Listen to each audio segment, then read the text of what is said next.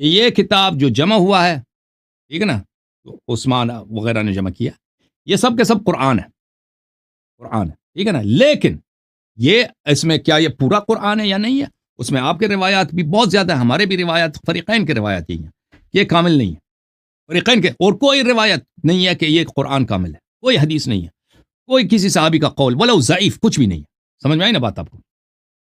تو عرض یہ ہے کہ ہم اس قرآن کو کیوں مانتے ہیں؟ ہم قرآن مانتے ہیں، اس کو مانتے ہیں، اس کو اس لیے نہیں مانتے، ابو بکر عمر کا احسان نہیں مانتے ہم پر، ہم ان کا جو ہے ان کو کیا کرنا چاہیے، تو میں لفظ غداری استعمال نہیں کرتا کیونکہ اب ہمارے عزیز آپ ناراض ہو جائیں گے،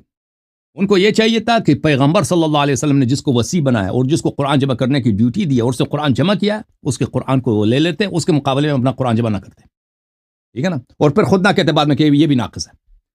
اور پھر ٹھیک ہے نا، تو انہوں نے جو کام کیا وہ قرآن کے ساتھ اچھا نہیں کیا، خلفاء نے جو کیا